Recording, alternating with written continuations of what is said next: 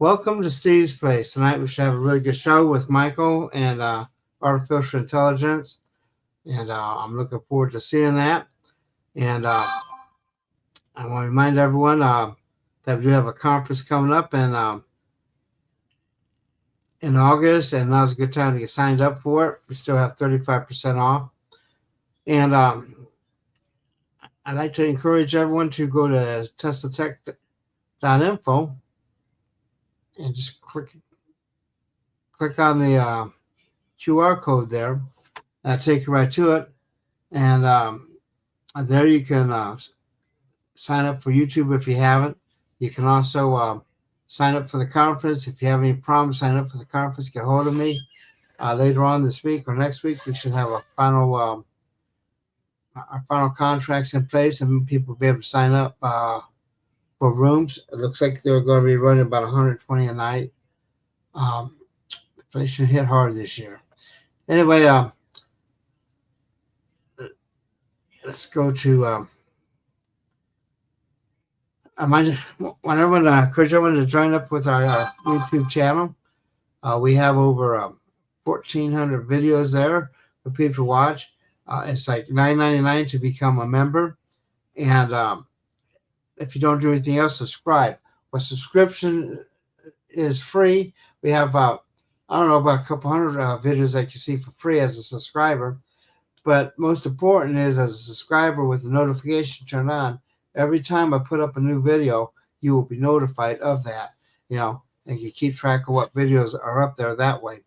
And like I say, it's like $9.99 for the whole thing. Just go to our website, teslatech.info, and you can go to the website and you click on the yellow box on the top there. Okay. And then also on teslatech.info, you can go to look for this icon here, this banner here. This banner here is a direct link to our video on demand for 2024. 2024 is a $99 one-time fee. You pay the $99 and it's yours forever. And we have tons of material up there. We have all the DVDs up there, but we have all the outtakes. These will be interviews and material that we presented between speakers, so that there would always be something live streaming. So all that's up there on the live stream. Now it's a video on demand. So get a chance to get it, click on that, and it will bring up this page here.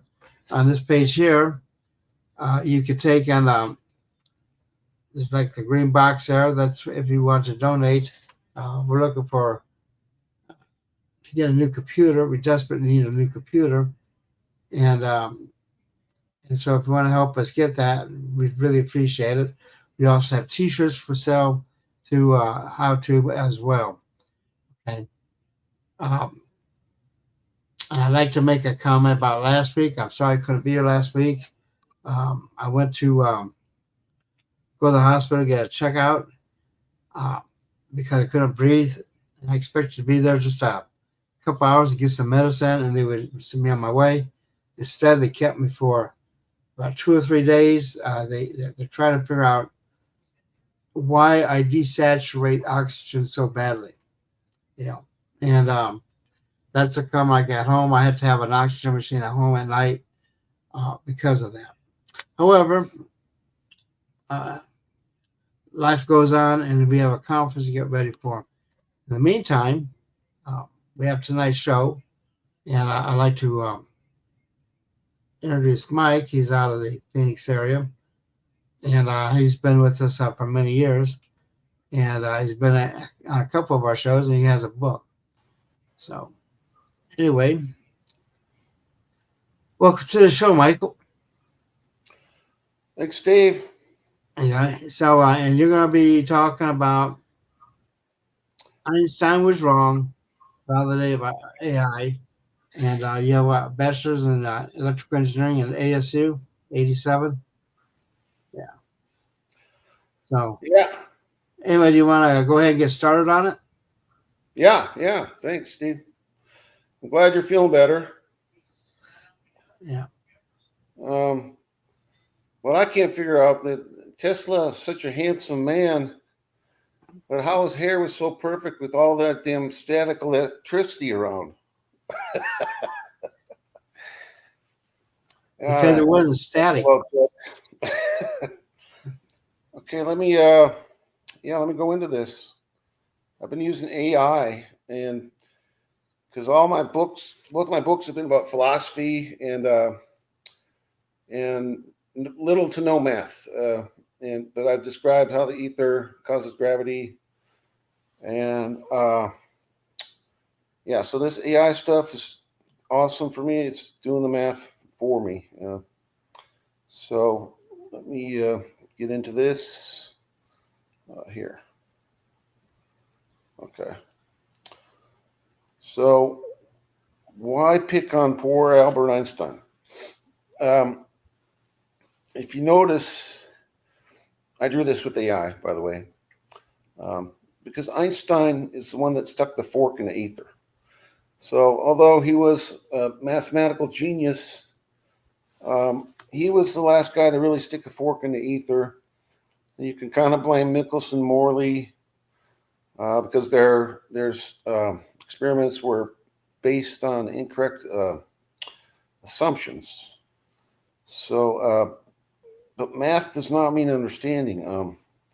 All interpretations of the meaning of the math fail when using the empty space model.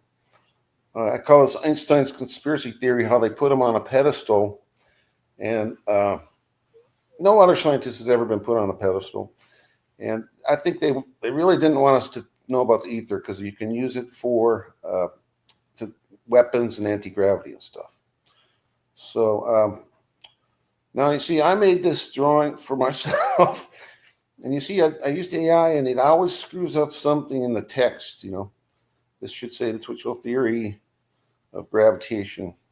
And it will always do this. I ask it, why do you always mess this up? And it says, oh, I'm sorry. I didn't know I messed it up. Do you want me to do it again? I think it knows it does it on purpose, but it won't admit to it. But yeah. So let's get more into this. So why is this lesson one? I started talking to this AI thing, and I'll type in like a sentence or a paragraph trying to describe to it like my theory that I've written these two books on, and I'm going to show those. And it will spit out like pages of stuff. It's can be a little bit redundant, but it's awesome resource for me. So, uh, yeah. And thanks to Steve again. I've spoken at his conference 4 times: Ether Gravity, Ether Physics. Those are my 2 books.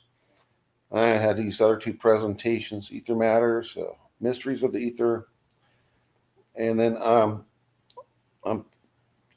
trying to talk Steve to, to let me come out there and this year and talk about this AI stuff. How I'm using this math to further my theory, because everyone has always told me, "Oh, you can't have a theory without math," and so I'm going to make those people eat their words.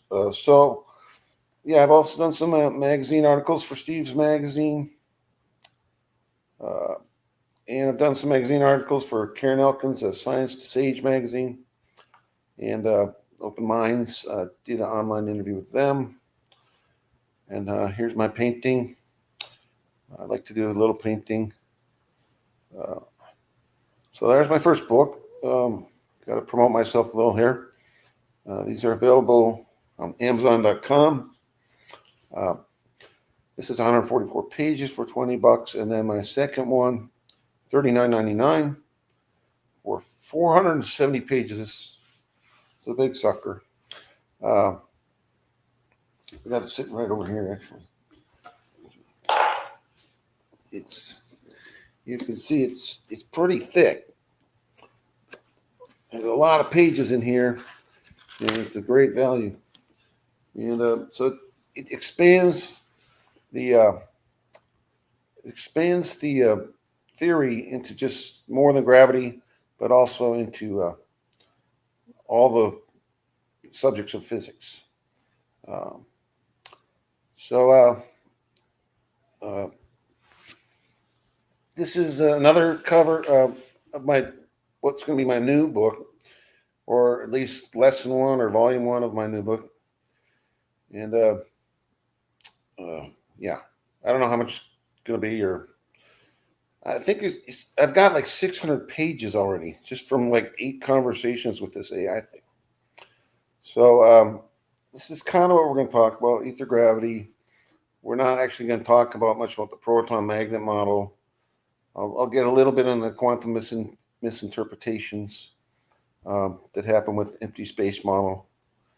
And then I spelled inertia wrong, but we're going to talk about inertia and how the theory explains black holes. And we're not going to talk about my moon birth theory. That's in the first book, but that great impact hypothesis is terrible. I prefer my moon birth theory, which is a good theory.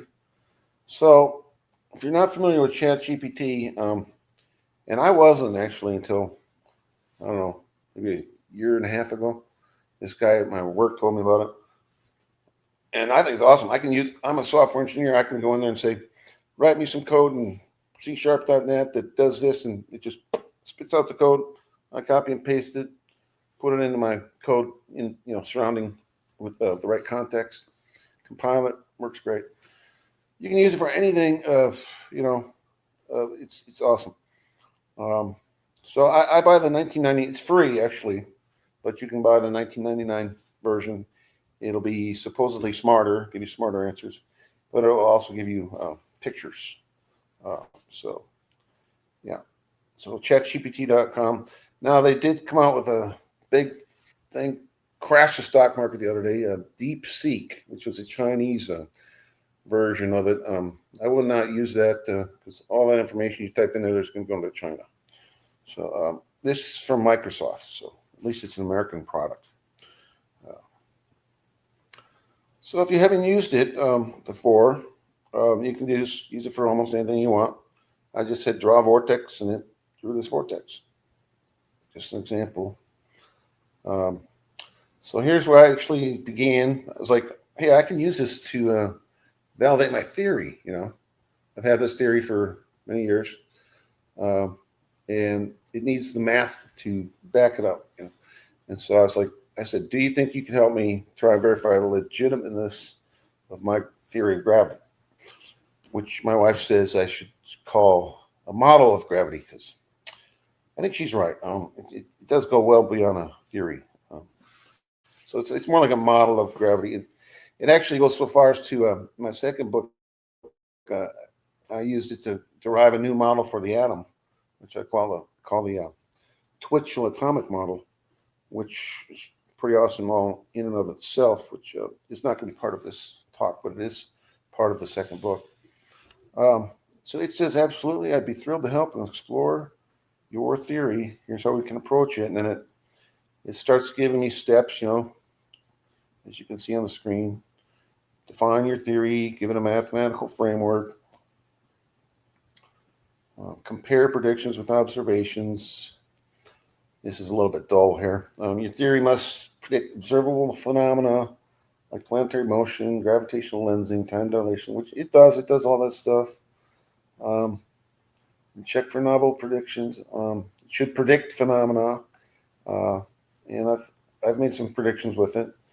Of course, you got to wait millennia sometimes before they happen. And peer reviews, and it's just kind of guiding me. So this is what I should do.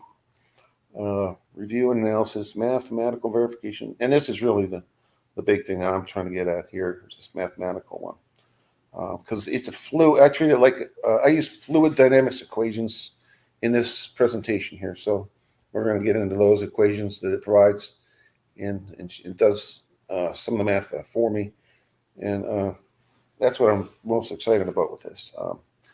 Generate simulations. I do want to simulate my proton magnet model and all this stuff. And I think I could actually tell this thing to write some of the code for me and it's going to spit out gobs of code that I could compile and run. And yeah, so it's asking me, well, tell me about your theory. So I say, my theory, I have 2 books. Well, let me get some water here just a second.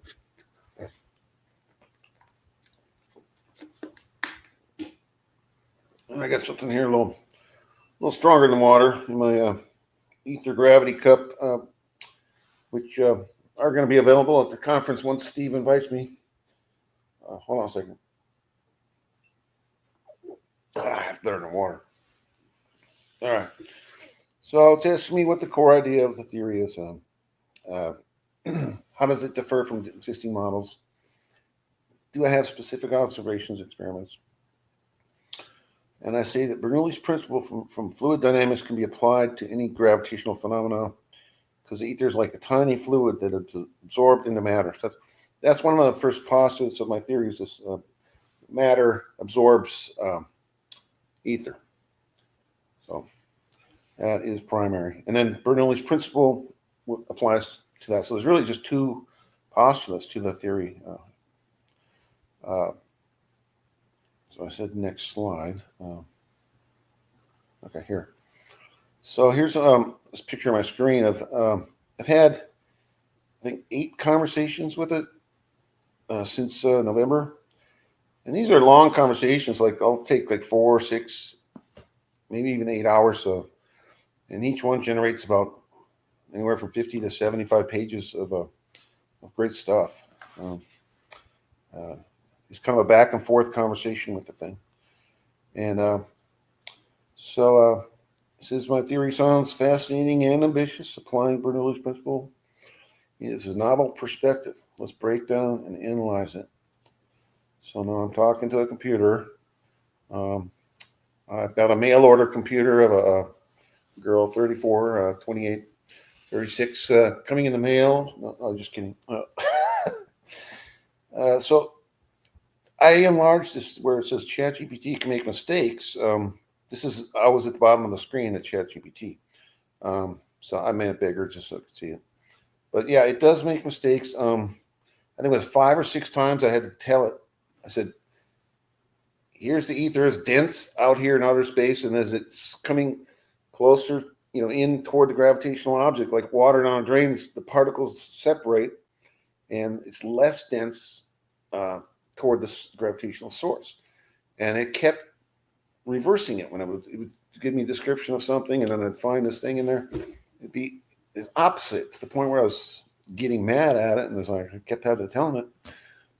It's the other way around, and I think it was because it was latching on to these old ether models where guys would say there was an ether atmosphere, and so these old models that were bad about the ether, they would say, like, here's your gravitational source, and then the ether is like an ether atmosphere. And I don't know where it was making this mistake from, but that was my guess.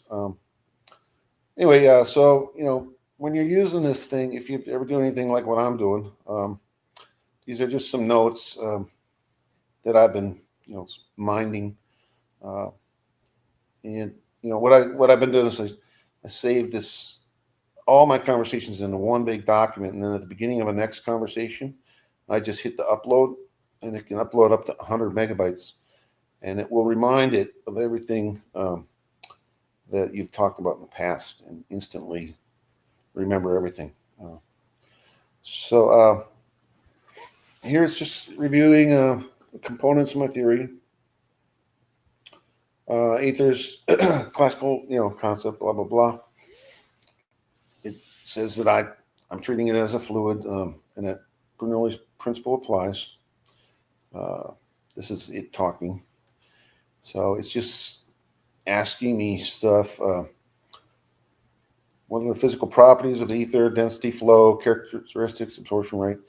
Now, those are all things that I'm trying to solve for. How big are the ether particles? How fast are they coming into the Earth? Etc. And so I've been going back and forth with trying to find these things out. But and I have found out what I call my secret equation that I'm not revealing in this presentation. I'm sad to say, but I'm pretty excited about it. Okay, so blah, blah, blah, blah, blah, blah. This thing's talking to me.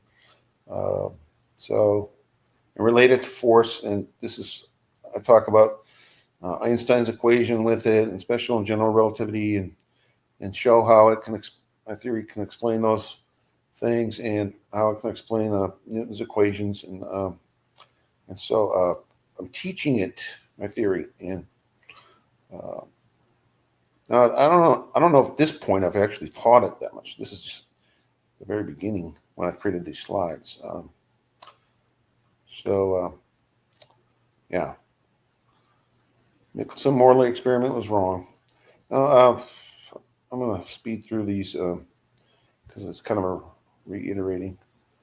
Okay, so I said it's called the Twichell theory of gravitation. Maybe the Twichell model of gravitation is better. Blah, blah, blah. It's ready to assist. And so you might be wondering, like, how can I write all this stuff on the gravity with no equations? Because somebody needed to come along and describe in layman's terms how gravity works. Math confuses people. The math, Einstein's equation is really complex, way more than Newton's. And but my theory can describe it as a stretching of space, and the tensor is easily explained when you describe with a full space model. You can't Einstein wanted his cake and eat it too. He says space is empty, but then he's talking about the stretching of space and the bending of space-time. So you can't have your cake and eat it too. That's what he tried to do. That's why I pick on him so much. So the math will come if the phenomena are fully understood. And just to give you the background, probably don't, unless you know me, you don't know my theory. Here's the cosmic, I'm going to talk about my theory for a little bit right now. Here's the cosmic web. It's a simulation of what the universe looks like out there. And each of those is a galaxy, I believe. And as you see these, I don't know if you can see my mouse, but there's these strands that the spiral galaxies will move along these strands, and the elliptical galaxies will mostly appear at these junctions. The elliptical ones apparently do not spin, or not very much. And then, of course, along these strands is the dark matter, whereas out in these voids is the dark energy. And they divide them into two separate things. To me, I think this dark energy is probably just really cold, dark matter, frozen. Because I'm sorry, yeah, I said that right. The dark matter along these strands is, I believe, is ether in the shape of water molecules. And we're going to actually talk about that. So if that's the case, and these regions are hotter, then out here in the middle of nowhere, it's going to be colder. And then, as we know, water expands when it freezes. So that would happen to these ether molecules of water. And that could easily explain the expansion of the universe, even though the Hubble constant does not even consider tired light. So there's a couple of reasons I don't really like the Hubble constant. So I have discovered that gravity and electricity are the same phenomena. The only difference is the scale. I think that's you can almost tell by looking at that simulation that that's the case. And then the old saying, as above, so below. Nature is fractal, I believe, and which is why I can apply my gravitational theory to the sun, the Earth, the moon, and even protons. And I'm just going to say this once. I'm not talking about my atomic model, but I can't help myself. Proton is the only particle. Spins like this. It's like you look at the front of a clock, you see it clockwise. You go to the back of the glass clock, it's going counterclockwise. So that's the difference between positive and negative charge. So the protons connect like through this vortices. Once you got one proton in the middle and two protons on the other side, now you got a neutron in the middle because it's chemically inactive. So the proton and the neutron is actually the same thing. It's just that the neutron is in between the two protons and now it's chemically inactive. And the electron is just the endpoint of the vortices. And the proton is the other end of the vortice looked at from the other direction. So you really only have one particle, proton. Anyway, I don't get into that. Just wanted to throw that in there. So gravity can be thought of like this, a sinkhole. So gravity is a flow of ether. Okay. And as it the density of it can change. The closer it gets to the gravitational object, the more the particles separate. For instance, a black hole is as simple as saying that the ether particles separate so much when they get so close to the source that they can't vibrate to the next particle behind them and vibrate out the light wave. So that's why it looks black, which is probably even going on inside the sun. Inside the sunspot, you'll see it's black. So gravity is the flow of ether. It's going down and drain it. It's going, where's it going? Probably back into that cosmic web, that web of life. It's probably going, into the earth and through some invisible connection to the sun, and then from the sun to the center of the Milky Way, maybe in the center of the Milky Way into that web, and it's probably going somewhere along there to keep that shape. But that's philosophical and beside this point of this presentation. Now when the gravity spins, when it's spinning, now you have like a torsion, and this is what magnetism is related to the spinning. Like the moon doesn't spin much and doesn't have much magnetic field because it doesn't spin. Now this is a really good slide. Constant flux. So constant flux is the key to this theory. Is because as the gravity's coming in, it has to go into a smaller space, but the flux has to remain the same at each point along there. So it's hello. As it's coming in, it has to speed up, and this is where Bernoulli's principle applies. For it to come into that smaller area, it's got to go faster and faster. And this is a very important part of this theory. The particles have to separate, and so that's a great slide. And of course, here we have this, I believe, is called the Venturi effect as well, but it's Bernoulli's principle. As particles are speeding up to get through this smaller part of the pipe faster, they have to speed up, and then when they speed up, they separate. Just like a curved top of a wing on a plane is shaped that way to give the lift. So you see it's lifting up. There's less pressure on the side. So these are all things that happen in the ether, but it's invisible. And so gravity is like electromagnetic lift of the ether. And so this has been my theory ever since day one, and it hasn't changed. So this is why Michelson and Morley experiments failed in the early 1900s, because what they thought, this is my drawing, the Earth has its own whirlpool. So 6 months later, it's on the other side of the sun, it's going to have its own whirlpool, and there's not going to be any difference. They didn't think the Earth had its own whirlpool. So they thought it's going this way. Well, 6 months later, it's going that way. And the ether is all static, and they're going to see a difference. So the whole premise of the ether got thrown out the window based upon a crappy experiment that cost, I don't know how much it cost, but back then I'm sure it was millions and millions. And it was based upon an incorrect assumption. And that's how the ether and the empty space paradigm came about. So that's horrible. But this is a great slide. The Coriolis force. These empty space people, they have to say that Coriolis force is fictional. Whereas with the full space theory, we can say it's an actual force. It causes counterclockwise hurricanes in the northern hemisphere, clockwise in the southern. And so the ether is, you look up above yourself, and then you look down into the ground. If you could look through the ground, the ether above and below would all be going west to east with you. The only relative motion for you of the ether at any point on the planet is down. So that's why, um,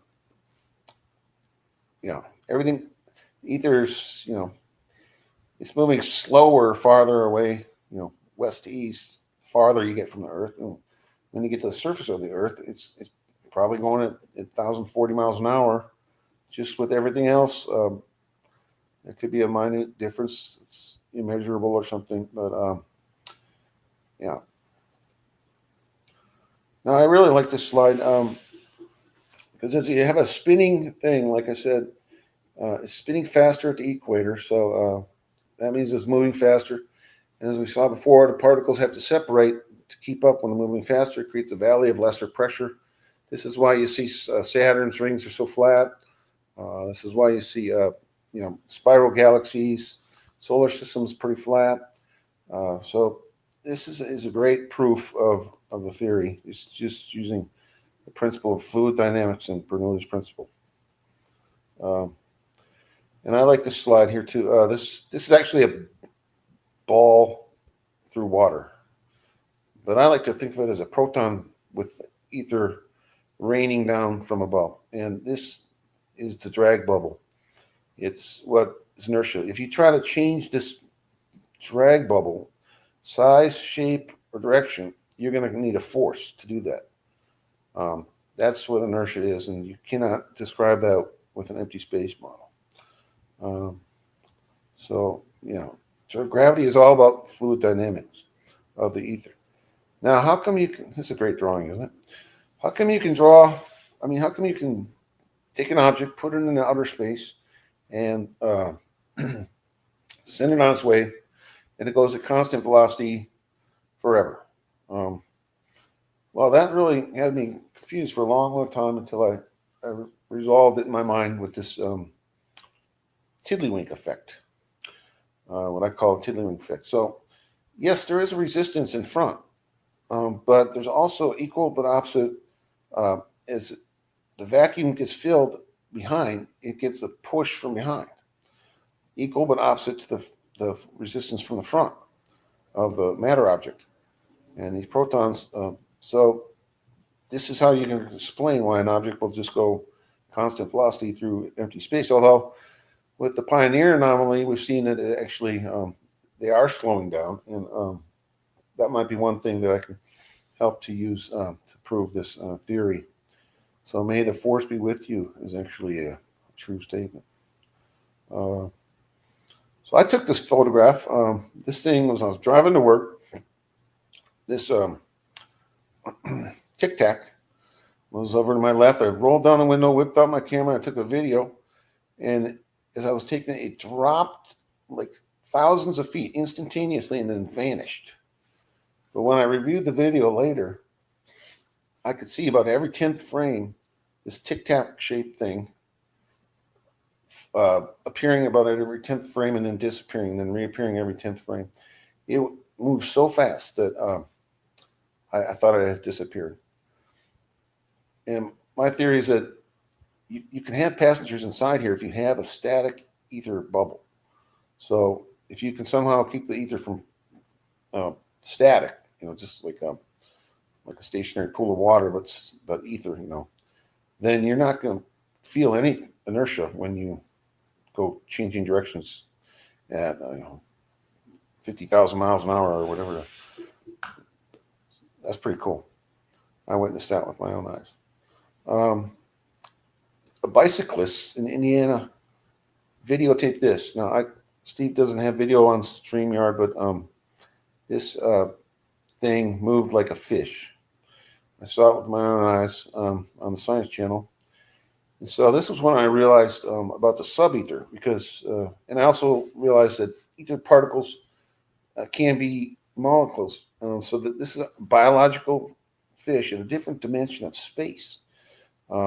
It's shaped like, you can't see it all, but it moved, and I saw its shape, and I swam like a fish, and when it swam away, it didn't move the clouds because it's actually very far from the Earth at this point. It just looks close. But I also saw another video. If you Google The day scientists thought they saw the real Death Star. Write that down. The day scientists thought they saw the real Death Star. And you'll see a picture of the sun, and then you'll see in the lower left, you'll see these things that look kind of like squid or something. And then at the end of the video, you see like 3 or 4 fish taking off. One goes left, one goes right, one goes in, like behind the sun. And these things are as big as Jupiter. And I measured how fast roughly they were going at approximately the speed of light. So I believe these are creatures of light. They're made out of ether molecules. And so this one here its light is what I call sub-ether, waves in the sub-ether or sublight. But it can't see the Earth. It can hear the light reflecting off of the Earth that's coming from the sun. So it sees what I call sublight. So anyway, that's pretty interesting. And that sublight, by the way, can easily be explained quantum entanglement, where they've seen things happen, coupling, freaky distance in faster than speed of light. So because there's layers of space, there's the matter layer, there's the ether layer, and then there's a sub-ether layer I call, and who knows how many other layers there are. Pretty fascinating stuff. And now the boring stuff starts. So if you don't have any coffee, you might need some now.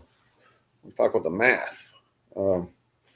Here's what I told it. I said, my theory needs equations. I want to base it upon theories of fluid dynamics.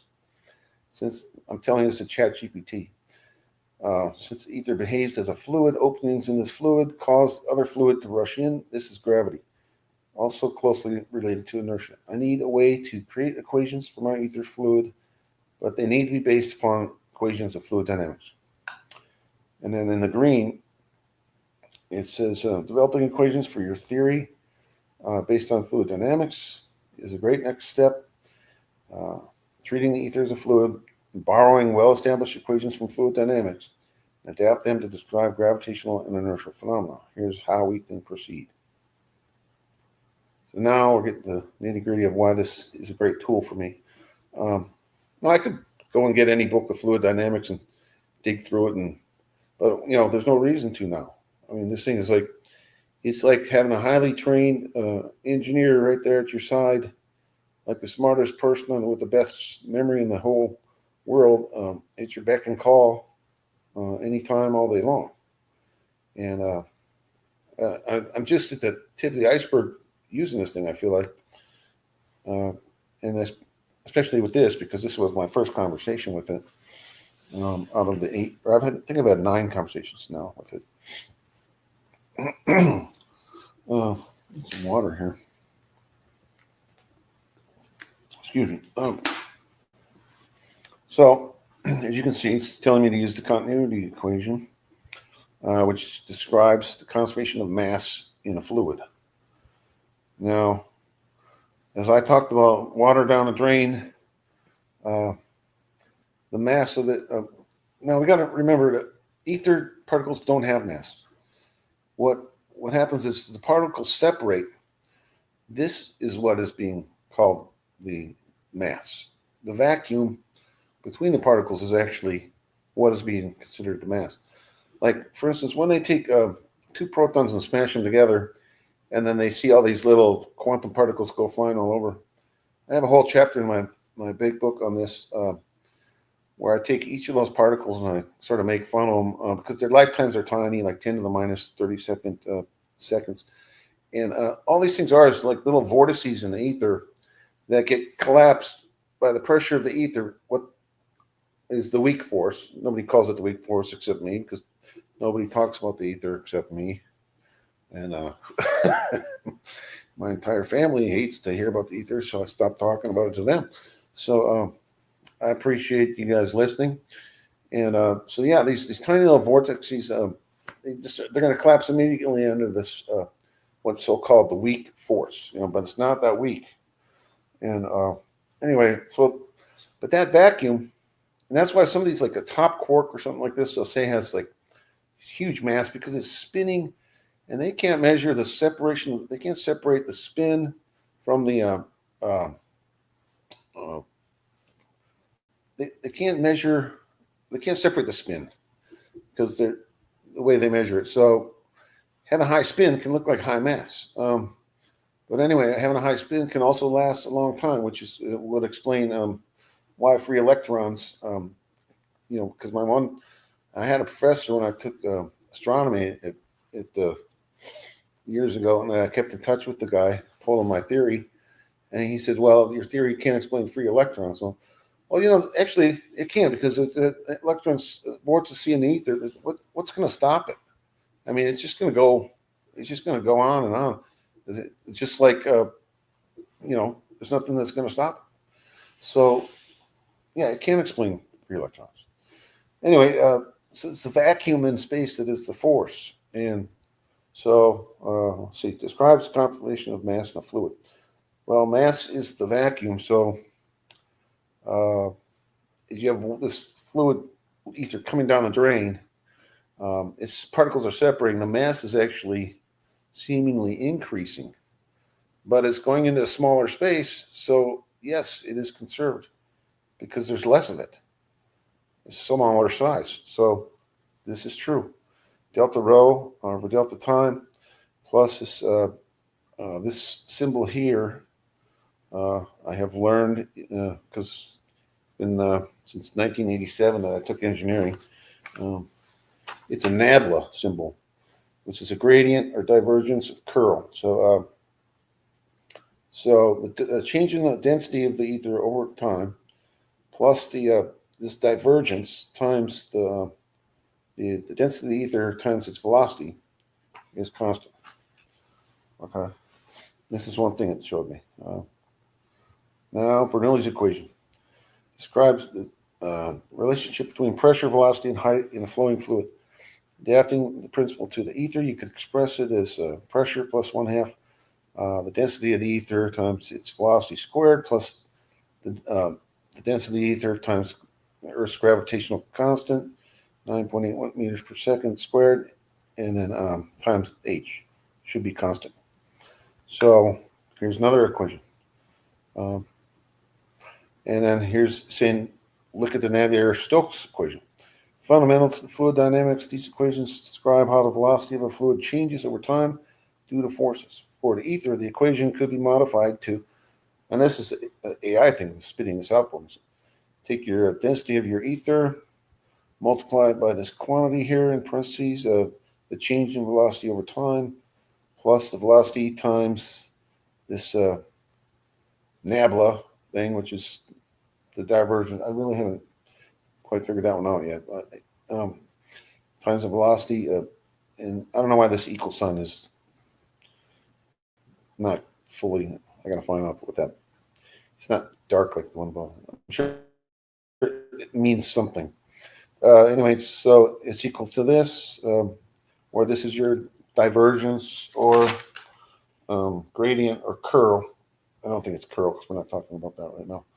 But it could be your separation of particles, like that divergence of the particles, times the pressure plus mu, which is ether viscosity, if applicable, which I believe is applicable. I do believe it, just like water has viscous force, so will the ether. And then this same nabla squared times velocity plus force, where F is external forces acting in ether, which could include absorption by matter. So it's getting kind of complex. And so incorporating gravity and inertia. This is AI telling me free matter is sinking the ether. The flow of ether into matter creates a pressure gradient, which manifests as gravity. Use the Poisson-like equation for the gravitational potential, omega, I think that's called omega, sub g. So this nabla squared, which is your divergence of the ether, I think how much is this spreading, which of course is impossible to find out really, but and times this omega sub g is equal to density, negative density over the epsilon, where epsilon is probably the ether analogous to permittivity. So now that when you see the symbol, it's usually something to do with electricity, and so which the ether has everything to do with. relate omega sub g to the acceleration field via g equals negative nabla times omega sub g. So this math is pretty far out there. What I want to do, and my goal, is to relate it to Newton's equation. F equals capital G m1 m2 over r squared, and then also Einstein's equation, which I don't have in this presentation, but I do have it printed out right here. Steve, if you want to zoom in on that. Can you zoom in on that, Steve? I think, yeah, there's Steve. Let's see if I can get that up there. The equation, I'll hold it still. That's Einstein's nasty equation, which basically talks about the torsion. It's one of my other chats that I had with it. It's not in this one, but my screen went away. Oops, there it is. Yeah. So it's nasty equations. Einstein's is really about the torsion of the ether. It looks a lot more intimidating than it is. I can even look at it. It says blah blah blah equals blah blah blah constant blah blah blah torsion divided by the speed of light to the fourth power. So right away I can tell that's true because well, I mean, when I see the speed of light in the bottom in the denominator, it makes sense because speed of light to the fourth power in the denominator. If you go away from the solar system, now you have faster speed of light because the particles are denser, they're closer together. So you're going to have faster speed of light.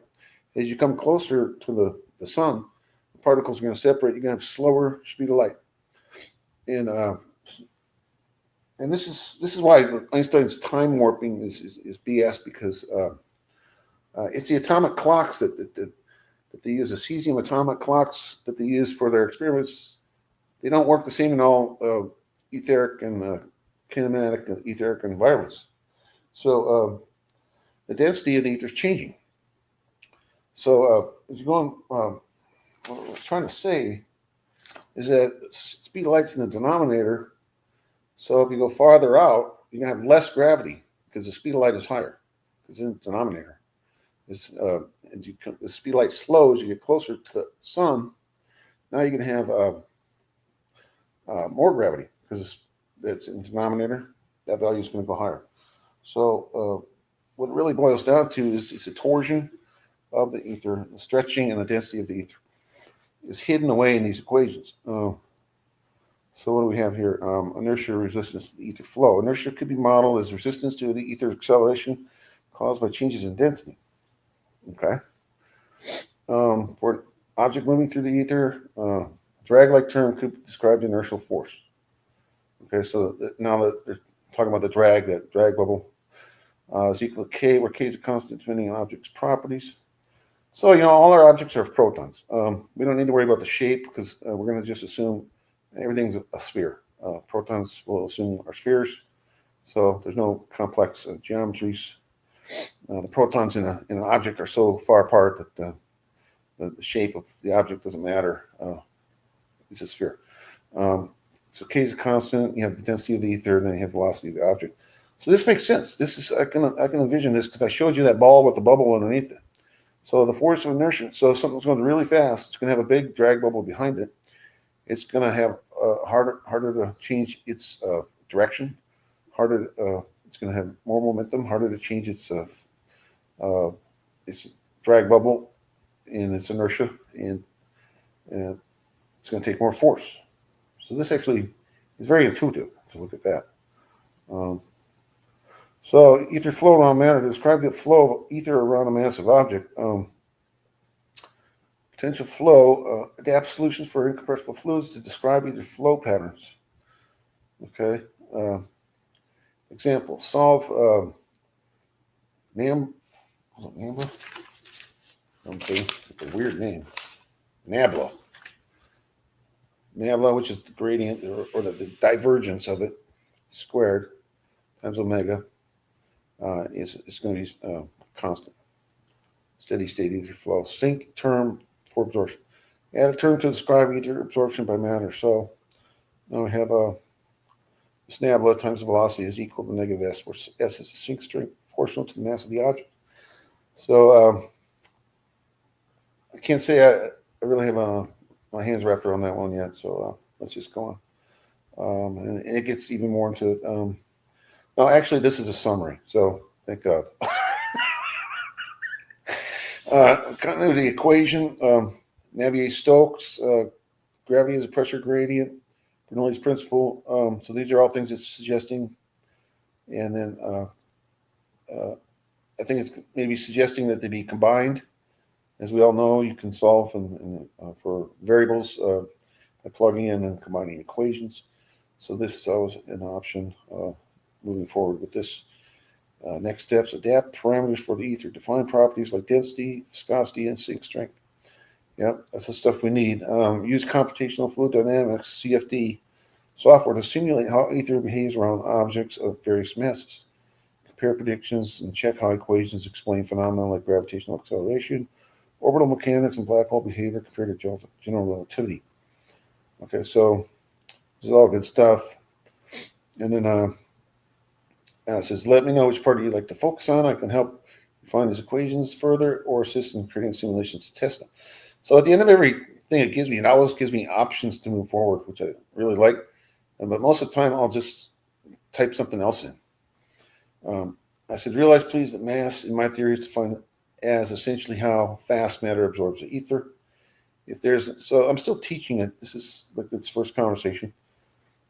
If there's an opening in the ether, then other ether will move into this space to fill it in.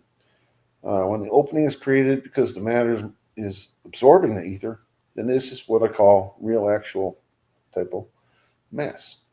When the opening is caused by motion of a matter object through the ether, like we saw with that drag bubble in the proton, and there's a wake in the ether, if you will, then this is what my theory associates with inertia. And also, I think I've told it about fake mass, where like when you smash two protons together and you get a supposed quantum particle coming out and it's collapsed by the weak force. That's fake mass because it's not really absorbing the ether. It was just created by some force and now it's going to collapse. And it's going to look like it has mass because the ether is going to move in. But it really doesn't. I call that fake mass. So it's telling me it likes to flatter me. It's been giving me a ton of encouragement. Says this is an intriguing and elegant conceptualization of mass and inertia in terms of ether dynamics. By linking mass to ether absorption and inertia to the weight left by the motion through the ether, your theory offers a unified framework to explain fundamental phenomena. Let's refine this further in terms of equations. And then it's giving me mass is proportional to the rate of absorption. Okay, that seems pretty obvious. Okay, and then gravitational force. If matter creates a sink in the ether, the gravitational force could emerge from the pressure gradient. And that's what this thing is, this nabla, the pressure gradient of the ether as it flows toward the sink.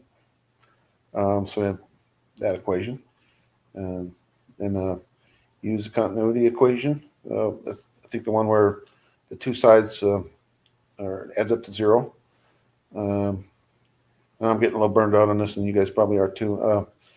But the point is that this thing kicks ass. It can do math like you wouldn't believe. Inertia as a wake in the ether. Define the motion of the matter through the ether, create a disturbance or a wake proportional to its velocity. This is true. This is why they said, Einstein said, if something moves at the speed of light, it's going to have infinite mass. Well, that's actually true because it's going to be so much resistance to move through the speed of light, at the speed of light, that it's going to be a huge drag bubble. And that drag bubble is going to be a ton of inertia, and it's going to look like a ton of mass. Is that opening in the ether is basically looks like mass. This weight resists change to motion or inertia. Ether flow around moving matter. The motion of an object relative to the ether creates a dynamic pressure gradient. So here we have the symbol nabla. Pressure gradient times pressure is proportional to the density times the absolute value of the velocity of the object squared. Interesting. Um, some of these I really want to get back into and just make sure I have a good feel for what they mean. Drag-like force. This seems, yeah. This is, what is this symbol again? I made a note about that. Oh, that's gamma. That's the gamma symbol. Proportionality constant depending on the object's geometry and interaction with the ether. Well, the geometry is going to be a sphere, a proton. Uh, Density of the ether times velocity. So this actually makes sense. That's a drag. So unifying mass and inertia, blah, blah, blah, inertia resistance. Uh, yep, we've talked about all this stuff. And then equations. I think there's only a few more slides. Equations for ether dynamics. So now it's just summarizing. As we've seen these, actually. We've seen these equations. And then it's just giving me stuff, what I can do next. So it's just giving me high level type of stuff your boss would tell you. It looks like RAR. I don't know. That's probably an equation mistake. I get equation mistakes when I bring my equations from ChatGPT into Microsoft Word. I was if I get a newer version of Microsoft Word, supposedly that's going to go away. So that's on my list to do. Would you like to refine equations more, setting up specific scenarios, or exploring how this framework applies to the observed phenomena? I says, wow, I'm impressed with, oops, what happened? I'm impressed with your equations. I cannot fully understand them without researching each equation. It says, thank you. And then it just goes on, and this all seems to me like he's combining the equations. And to be honest, I don't have a lot to say more than this. So in this presentation, so blah blah blah. This is fascinating. It said I cannot respond to these equations directly because I'm in a conversation with this thing and it's spitting out all these complex equations. And of course, I briefly reviewed them a couple times before doing this presentation, but yeah, it's pretty amazing. And then I told it the story of how I was out smoking a cigar before I ever got involved with this ether stuff. It was so quiet. I was at the bed of my truck and smoking a cigar. I could hear the cigar burn. And then this pod fell from this Chinaberry tree right next to me. And I got to thinking, wow, that must have been hit by a lot of stuff over and over and over again for that to happen. Because why would it just fall like that? It was kind of interesting that sort of struck a chord with me and got me into this. That and my mental breakdown. Yeah, and this is just, I'm just chatting with it. And then I give it compliments. It gives me compliments. You can use it for almost anything you want. And this just is summarizing it. And then special thanks to Steve. And I call when I chat with ChatGPT, I call it Toon, which is my nickname for it. It stands for the omniscient one. So I love ChatGPT. I don't plan on switching to DeepSeek at all because that's Chinese. And if anyone does steal my information, I want it to be at least Microsoft. But this conversation, according to ChatGPT, is private until I publish it. There's a button up there to publish it. And I won't do that until at least I publish the book. And and it has no qualms with me taking everything that it's given me and printing it up and selling it in the shape of a book. So it's not copywriting any of this that it's handed me. So I think it's really awesome. It's making it so I can create 10 books in the time it will take to make one book, it seems like. So, yeah, that was a mouthful. Thanks, Steve. Okay. So You still awake? I'm still awake. Okay, for I noticed one of the comments here is Mr. Tesla Turban guy has redesigned his turban. So there's our link, if you want to come up and show it. But I suppose I'm kind of leery of relying on artificial intelligence. I don't trust it. My family, um, my mom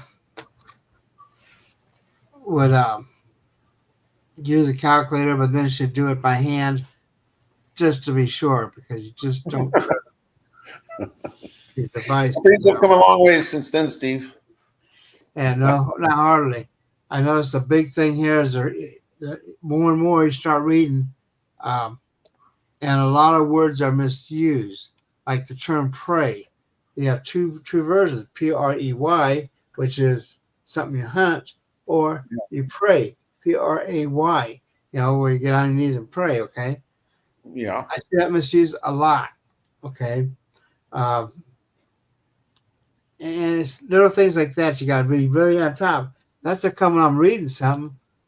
I could pretty much tell you if it's been modified with ChatGPT or any Oh, other. yeah. Yeah, well, it's great if you want to write a cover letter or an email or letters to somebody and make it look professional. You just type in some sloppy crap and then say this is what you want to do, and it'll just make it look beautiful, and you'll sound like a total professional, media professional or something.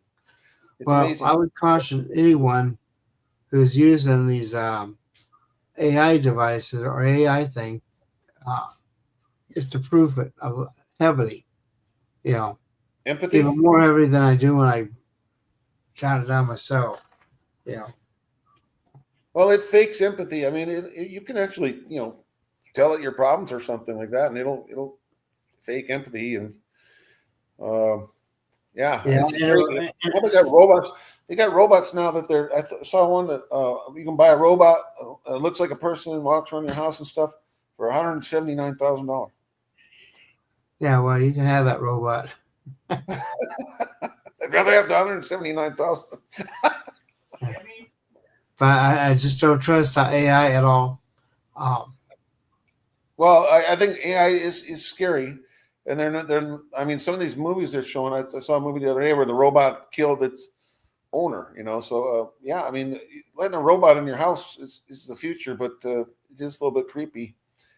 Yeah. And they're so smart. I mean, this thing, well, this memory it's what I love about it is because just 2 years ago, I would go on Google and I would type something in, then I would have to search through all the results, and that might take a long time because you get all these fake bum links and stuff. But this thing does the searching for you. You type in your question, boom, you got an answer. You have to double check all of that, though. I mean, like they're finding out that the AI lies. I mean, it makes up like court cases if it's doing legal stuff. It just makes stuff up.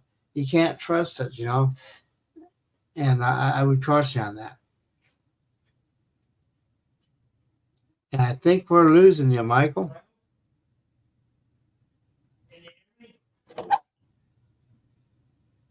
I think we lost Mike. Hello? I'm trying. Okay, you there, Michael? Yeah. You're back. Yeah. You kind of like That's went my away front. there. Can you hear me? Yeah. So, and I can hear that person. he's in the other room. But anyway, I need to. I try to get a Savage here, but I don't think his video's coming through. Testing. Caveman one, Testing. Savage 1R. Yeah. I can hear somebody saying testing. I Yep, can that's hear me. him, but I don't see nothing. Yeah, my camera doesn't seem to be working, but at least I can share my screen. Okay. Yeah, I can hear you. So why don't you go ahead and Can you show bring it? that screen There you go. share up? There you are. There you are. Yeah, so I've come up a couple of times and showed off a few of the 3D printed models that I made that are Tesla turbines. And I actually went back, and you can see over here, I've spent some time and actually went back and looked at his original patents. And so that's where I came up with these single designs here. Okay. That is actually a pump. This is the pump housing one here. And then you can see on this one here, there's the constriction nozzle that blows, that allows you to increase the velocity of the air or fluid flowing. Okay. Yeah, that flowing, would. Yeah. Over the top of it like that. And this pump version over here is awesome. I mean, when I put a pretty decent electric motor on it, it's about like a leaf blower. Honestly, it's pretty cool to play with them. And so I actually made these out on your 3D printer. Yeah. These are fully 3D. How large did you make them? So the disc, just for for that's actually Jeremiah right there. The discs, they're about a little over 4 inches is the disc size for reference. So you can imagine kind of the size that these are at. But the project that I transferred these design cues over to, and you can actually see over here, like this is the exhaust or the inlet, depending on on what you're doing. If it's a pump, this is the inlet. If it's a turbine where the air goes in here, then these are exhaust, and there's a dual exhaust, so one on each side, basically. So that allows. Mechanical engineer? Nope, I'm just a dumbass that picked up Tinkercad and started messing around with it. Yep. Okay. And I just looked at his designs, and I talked with Jeremiah. He's from my energy supply. He's in my same town, and he's a super awesome dude. Helped me out with a lot of these different design cues, and I always got to talk about him whenever I talk about this stuff, because everything I've been working on has really been moved along due to a lot of his help. But I modified the you can see there's different designs as far as these rotors go. So there's the star washer that extends all the way out. There's the one that cuts off a little bit over here. And then I made a different version here that actually has a little bit of a swirl, so that when the air is passing, it's actually catching these and then coming into the middle and then going out, or vice versa. If it's a pump, then the air is coming in from the side, coming through these things and getting pushed out through here. But my big project is this this guy right here. So this is a dual axle Tesla turbine. So all the guts that go into these single axle ones go into here. And depending on what you want to do, so this center core right here, I can hide it and show it again. So this central core right here, this version here is actually the turbine nozzle. So the air would be coming down through here and getting forced down into this little slot here, and then spinning around and then coming out on the exit here. And this is actually, this is just one half. If I turn the other half on, you can see that would be the other half. So that's kind of what it looks like there. But if it was a pump, then instead of that guy being there, this guy over here would, hopefully I get this lined up right, would fit there. And so the air would come in through this port here, come through here, and get pushed out that way from the discs. And so the way I designed this thing is it's got, let me see, 1, two, three, four, 5 pieces that are part of the housing. You'll need 4 bearings and some 5/16 rod, and then like about, I don't know, 40 some odd of these rotors to print out, and then one of these axle sheaths here, goes through the rotor, and the 5/16 rod goes through there. Okay. And then you put that all together, and you got yourself either a pump or a turbine, depending on what you want to do. Yeah, that's pretty neat. Yeah, it's fun. It's been a long process, and some of my other versions of this thing are pretty ugly. I mean, there's been a long process. I've got some of the other ones here. Hopefully it'll load quickly. Just a moment. Yeah, you can see all the different. One of Tesla's patents, you said? So, well, I mean, this is just the older versions that I was working on in a different one. So the one here, I'll show you. The single stack ones were these guys here, are based off of Tesla's 1913 and 1921 patents. This one is the one that I started with. This is the pump. So if you go and search for Tesla pump, this is basically the exact housing design you're going to see. If I can hide that, that's basically the outline. And then same with these exit ports. It's pretty much identical to what he had designed.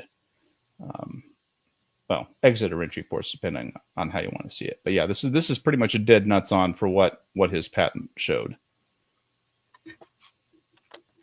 And the fun thing is these two guys here have the same dimensions on these big ports here. So if you turn them around and put them together, you can actually have them made up with this little joiner piece here. So you can have the pump pushing into the turbine. And then if you get a pulley, like one of these guys over here, and put that on the axle, then you can have the pump also rotating the turbine as it's blowing into the turbine. Okay. Yeah, that's that's one thing I've always wanted to get into is more, and I kind of haven't. But I was I was a mechanical engineer for one semester before I switched to electrical engineering, and motor design is actually interesting to me, and I can't really say much about your drawing, except that it doesn't have anything to do with what I was talking about. No, it doesn't. I just like popping in every once in a while and saying hi and showing the stuff I'm working on for anybody who's interested. And if anybody wants these files, well, the Bernoulli's, the Bernoulli's thing is definitely related, with the air and the air speeding up, it's going through this into the smaller area. So yeah, that's related. It's circular too. I mean, it almost is almost looking, kind of gravitational in its form, as you said. Those curves, the air moves along them, and it's going to speed up. So yeah, I mean, it's sort of related. Yeah, I mean, everything's all kind of related. It just depends on how you look at it and how do you apply it. Well, anyway, I'm going to go ahead and call this a night, though, because it's getting late. And then we'll... Okay, well, yeah. Well, thanks again, Steve. Yeah. It was fun. Yeah, I want to remind everyone to go up there and, I guess, sign up for YouTube if you haven't already. If you become a member, it really helps us out. It keeps the lights on, so we can have these conferences on that. And I'll be seeing you all next week, and you all have a great day. Okay. Peace. Thank you very much. Take care. Okay, Thank you.